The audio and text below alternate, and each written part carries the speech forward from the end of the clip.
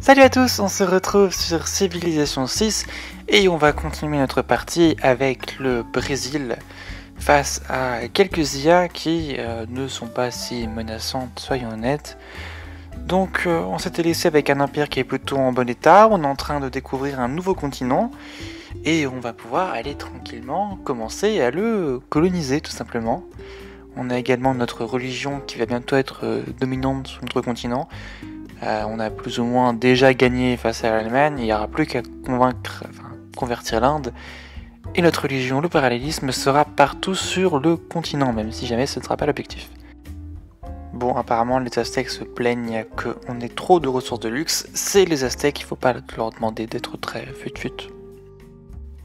On va continuer à développer notre ville de Belém. Donc c'est une ville qui a pas tellement de cases terrestres, vous voyez, on a en gros des plaines pas très intéressantes et 3 cases à tout casser. Par contre la ville a pas mal de ressources côtières et grâce au gouverneur Liang on peut construire des poissonneries, des fisheries qui nous font des trucs très intéressants. Voilà, j'améliore un petit peu aussi des cases un peu partout. On est dans cette phase du jeu où on a des bâtisseurs avec les 6 charges grâce à Feudalism. Et juste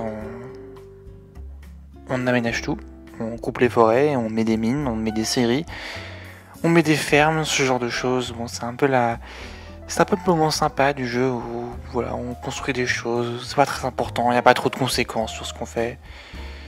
Voilà, on hésite à faire des merveilles de temps en temps. Là par exemple, je pourrais essayer de faire une merveille en plus à Rio. Je sais pas très bien quoi faire sinon, mais bon, on va peut-être partir sur... On pourrait faire un carnaval pour obtenir quelques points de personnages illustres en plus. Qu'est-ce qu'on peut faire? Je vais faire un petit coursier rapidement pour qu'on ait un peu plus de militaires. Je vais également essayer de construire quelques zones industrielles supplémentaires. Là, c'en est une à Curitiba. Je pense que ça sera quand même assez utile. En fait, juste pour les points d'ingénieur illustre. Parce que les ingénieurs illustres c'est très utile, toujours sympa à voir et voilà. On continue la conversion des villes allemandes et là on va bientôt pouvoir convertir Aix-la-Chapelle, il restera plus que Berlin et Mayence mais elles sont presque converties et on aura fini le boulot. On va enfin pouvoir passer aux choses sérieuses, j'ai un premier colon qui est disponible pour se diriger vers l'autre continent. Et on va pouvoir commencer la colonisation, voilà. Ça va être très marrant, on va pouvoir envoyer quelques colons sur ces petites îles à l'ouest de l'autre continent. Pour l'instant on va viser de les mettre par ici, et une fois que le colon sera arrivé un peu plus près des côtes, on avisera de l'emplacement exact de la ville qu'on souhaite fonder. Et là vous voyez qu'à Belém, je continue de poser, d'acheter des cases, et tout simplement de profiter de ces rendements qui sont magnifiques, regardez. Hop. Donc là pour une ressource de crabe, 3 de nourriture, 2 de production et 5 d'or. En parallèle de tout ça, on continue à explorer. Et là on a une autre ressource de salpêtre. Donc en fait on a 2 ressources de salpêtre qu'on peut aller coloniser. Donc là je pense que j'ai peut-être envoyé mon colon par ici. Parce qu'on n'a aucun salpêtre en fait sur notre territoire de base au Brésil. Donc les colonies vont être le seul moyen d'obtenir du salpêtre, qui est une ressource assez utile pour se faire des petites frégates, qui reste une excellente unité de combat naval. Bon, marchand illustre, 200 d'or et 2 d'émissaires, c'est pas le meilleur marchand, mais écoutez, on fait avec ce qu'on a. Au niveau de la religion, l'Inde continue à se battre. L'Inde a converti Fortaleza à l'hindouisme, ce qui est inexcusable. Donc je vais lancer une inquisition avec un apôtre, ça me permettra en plus de former des inquisiteurs qui sont des unités de combat théologique qui ont l'avantage de coûter moins cher que les apôtres. Donc ça permettra peut-être de faciliter mon éradication de la religion indienne dès que j'en aurai le temps. Donc là je vais en acheter 2 et puis on verra bien ce que je peux faire avec mes inquisiteurs. Ce serait quand même marrant si on construisait le Torre des Belém à Belém. Je pense que ça peut être très marrant, et puis en plus la merveille est pas inutile si on fait passer notre route commerciale par Belém.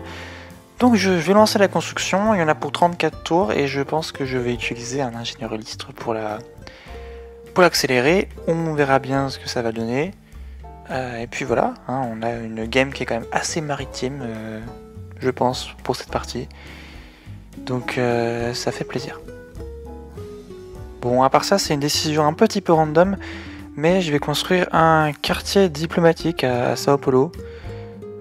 Voilà, je pourrais construire autre chose, mais je pense que le quartier diplomatique, ça se fait en 3 tours et c'est la meilleure chose que je peux faire de mon temps à Sao Paulo. Ferdinand de Magellan,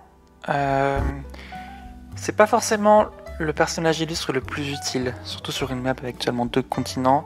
On va juste pouvoir l'utiliser pour aller nous récupérer une petite ressource de luxe maritime bonus. Donc je pense que je vais aller chercher des baleines sur l'autre continent. Mais à part ça, j'ai déjà vu mieux, mais bon, encore une fois, j'ai pas non plus une partie où je fais exprès de gagner des points d'amiraux illustres, alors je ne vais pas me plaindre. Bon, encore un ingénieur illustre, celui-ci c'est pour avoir des zones culturelles sur les zones industrielles, pas très utile, mais le prochain ingénieur illustre aura l'avantage d'être un ingénieur qui aide à produire les merveilles plus vite, donc je pense que je vais peut-être me faire quelques petits projets de zones industrielles afin d'être sûr d'obtenir cet ingénieur et de pouvoir construire le Torre de Belém rapidement, et puis peut-être une autre merveille si j'en ai envie. On a également notre premier colon qui est arrivé sur l'autre continent, enfin juste à côté. Au prochain tour on pourra le faire débarquer et fonder une première ville. Attendez. Bon, en fait il y a trop de problèmes de barbares, je vais attendre un tour de plus avant de déposer mon colon. Je pense que je vais juste le décaler au nord pour l'instant, parce qu'en fait j'ai peur que les barbares me le capturent et je passerai quand même sacrément pour un con si jamais mon premier colon qui arrive sur l'autre continent se fait capturer par les barbares. En plus j'ai que une caravelle là pour le protéger, j'ai pas d'unité terrestre. J'aurais peut-être pu m'arranger un petit peu mieux, mais c'est pas grave, je vais trouver un moyen. Bon, apparemment c'est passé, j'ai réussi à le débarquer et je viens de fonder ma ville, donc voilà. On a notre première ville sur un autre continent, notre première colonie, Brasilia. Et on va devoir mettre Victor dedans parce que sinon on va avoir un problème de loyauté parce que forcément on n'est pas non plus sur un continent vide. Mais quand même, c'est une bonne nouvelle, on va pouvoir avoir enfin du salpêtre. Et ce sera un peu la seule utilité de cette ville, hein, entre nous, du salpêtre et puis peut-être un petit campus pour m'aider un petit peu au niveau de la science. C'est sûr que les colonies qu'on fait dans ce jeu sont pas toujours les villes les plus utiles parce qu'ils ont juste pas le temps de se développer assez vite. Ou alors il faut leur apporter pas mal de bâtisseurs pour transférer un peu de la production en quelque sorte. Mais voilà, donc pour l'instant on va essayer de défendre un petit peu la ville, de se débarrasser des barbares. Et puis écoutez, on a une première colonie, j'espère pouvoir en poser 2 ou 3 autres sur le continent avant qu'il n'y ait plus de place. Et voilà, vous allez voir ça.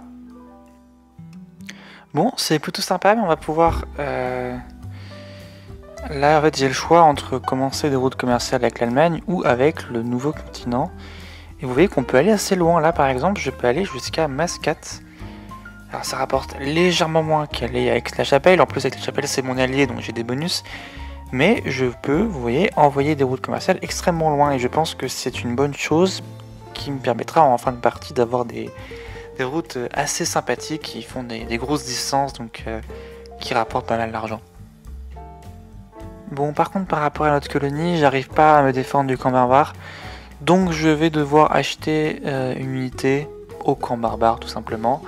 C'est une achat. Ça arrive rarement que les camps barbares on propose, parce qu'à la base c'est une unité coréenne unique à la Corée.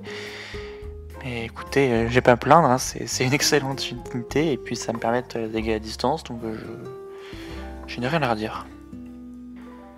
Nous entrons dans un âge d'or. Alors malheureusement il n'y a plus de monumentalité à l'ère industrielle, mais il y a quelques choix marrants. Le Ixun Draconès ça pourrait être utile parce qu'on a encore quelques villes à fonder, donc ça serait des meilleures villes. Voilà, on est un peu sur un thème colonial, donc je pense que je vais prendre ça juste pour le principe. Puis aussi, on a des énormes bonus de mouvement pour les unités dans l'eau. Vous allez voir ça, elles se déplacent extrêmement loin ce qui va être assez pratique pour faire passer mes colons de mon empire vers les colonies. En parlant de ça, on va en produire un nouveau à Rio, et là j'en ai un à Natal qui est presque fini, ça va être sympa, vous allez voir. Et là on a du coup notre nouvelle artillerie qui nous débarrasse. Par contre, là ici, à Salvador de Bahia, on a des problèmes de barbares. J'ai peur qu'ils nous rasent la ville si on ne fait rien. Et je sens qu'on va être obligé d'acheter des unités et d'investir dans des murs. Dans cette ligne, il y a un camp barbare à côté, on pourra acheter après des unités. Et j'avais pas vu, on vient de récupérer, alors là on peut utiliser Magellan. On vient de récupérer un ingénieur illustre qui va nous aider à construire des merveilles.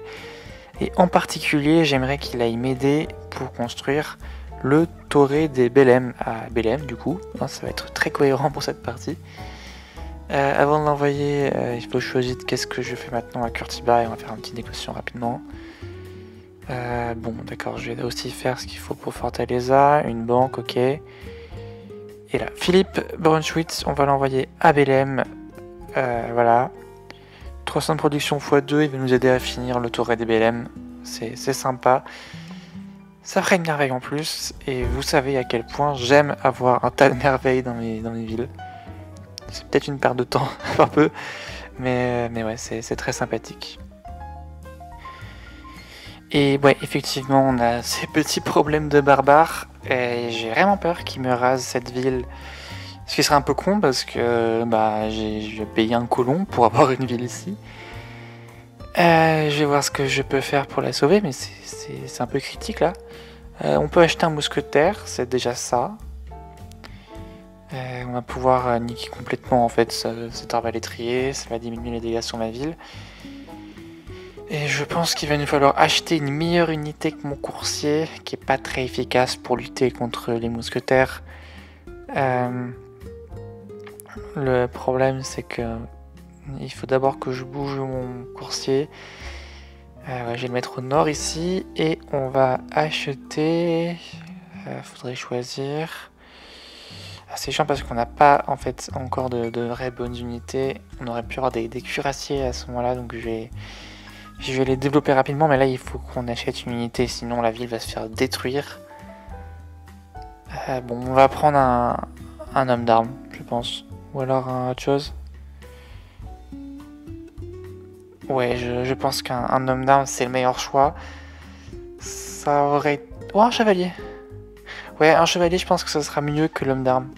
En plus, on va pouvoir l'améliorer en cuirassé juste derrière, donc ça sera très tout bénef. Et donc là, on va pouvoir envoyer une deuxième ville vers pour devenir une colonie, hein, si je peux le dire comme ça. D'ailleurs, on défend la ville et on envoie des colons en même temps. On est très très multitâche sur cette partie de Civilisation 6. Et là aussi, on attaque des barbares. Donc, comme quoi, il y a des choses qui ne changent jamais. Bon, et j'ai enfin amélioré le salpêtre. C'est quand même la seule raison d'être de cette ville, donc c'est bien de l'avoir fait. Mais je crois qu'on s'en est sorti à peu près. Enfin là, j'ai à nouveau confiance. On a fait pas mal de dégâts aux unités barbares qui m'attaquaient. Et ouais, globalement, la ville va s'en sortir. En plus, les murs vont arriver, donc là, c'est bon, il n'y aura plus aucune chance que la ville tombe. Et ok, c'est une bonne chose de fait, je suis content.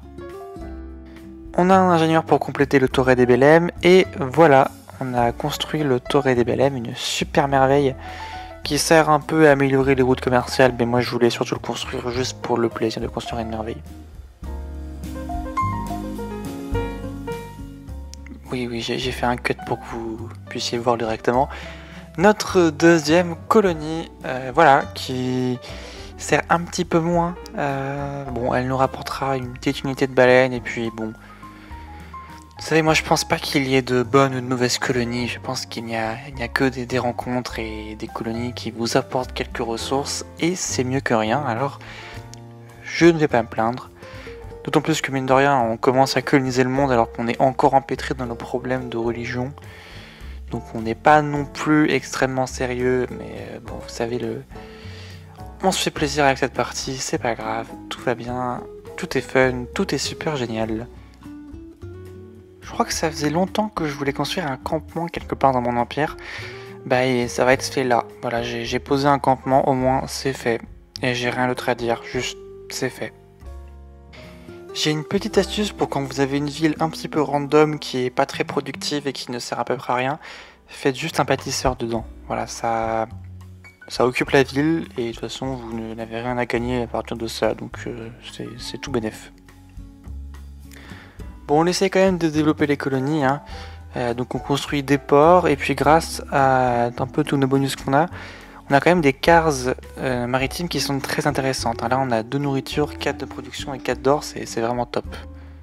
Par contre là j'ai l'Allemagne qui est en train de me détruire cette cité-état. Qui est la mienne en plus. Je n'apprécie pas trop. J'espère qu'ils ne vont pas réussir à la tuer, ce serait vraiment pas génial. Parce que, bon bah je sais pas pourquoi il vient me faire chier, enfin c'est ma cité-état, c'est pas la sienne, il a pas à la détruire. Bon apparemment l'Allemagne a détruit ma cité-état. Bon c'est pas grave, j'avais un colon qui est juste prêt, je vais aller fonder une ville à la place.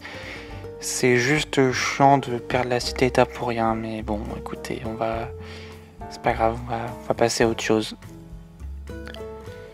Et c'est parti pour la colonie numéro 3.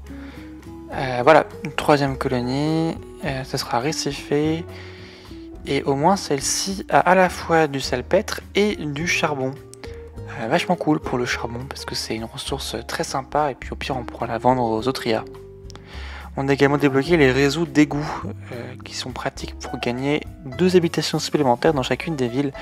Même si actuellement je pense que nos villes elles manquent surtout de greniers à certains endroits, donc on va les acheter avec de l'or. Voilà, ça permettra de développer plus rapidement les villes et comme ça on construit un petit port et dans une vingtaine de tours la ville sera prête à être un peu plus productive et à nous produire quelque chose de sympatoche. Bon bah ça va être tout pour cette vidéo, je vous remercie de l'avoir regardé, j'espère que vous avez apprécié. N'hésitez pas à liker ou à laisser un commentaire si vous avez quelque chose à me dire. Et moi je vous retrouve dans le prochain épisode pour continuer et bientôt finir d'ailleurs ce let's play sur le Brésil, sur Civilization 6. Bisous, à plus tard, à bientôt, je vous aime.